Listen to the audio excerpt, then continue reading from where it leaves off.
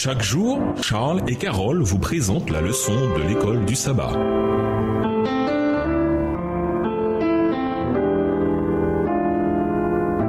Bienvenue dans votre émission Dieu nous parle. Voilà la leçon de mercredi. La liberté non la chair. Galates 5, verset 13. Galates 5, verset 13 marque un tournant important dans l'épître. Jusque-là, Paul s'est entièrement focalisé sur le contenu théologique de son message. Mais il se tourne à présent vers la question du comportement chrétien. Comment quelqu'un qui n'est pas sauvé par les œuvres doit-il vivre ? De quel détournement potentiel de la liberté Paul voulait-il protéger les Galates ? Lisons Galates 5, le verset 13.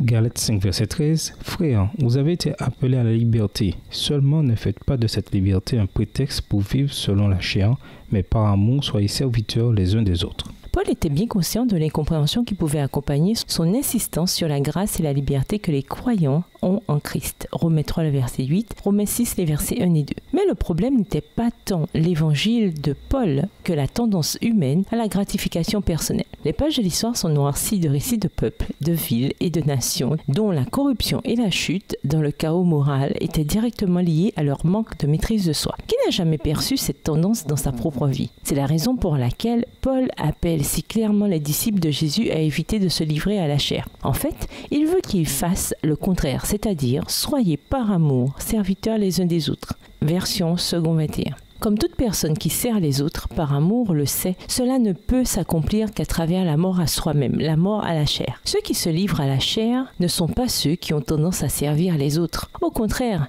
ainsi, notre liberté en Christ n'est pas une simple liberté par rapport à la servitude du monde, mais un appel à un nouveau type de service, à la responsabilité de servir les autres par amour. C'est l'occasion d'aimer son prochain sans entrave, la possibilité de créer des communautés humaines fondées sur le don de soi mutuel, plutôt que sur la quête de pouvoir et de statut. À cause de notre connaissance du christianisme et de la formulation moderne de Galates 5, verset 13, il serait facile de passer à côté de la force surprenante que ces paroles ont pu avoir pour les Galates. D'abord, les termes grecs indiquent que l'amour qui motive ce type de service n'est pas un amour ordinaire, un amour humain, ce serait impossible. L'amour humain est bien trop conditionnel.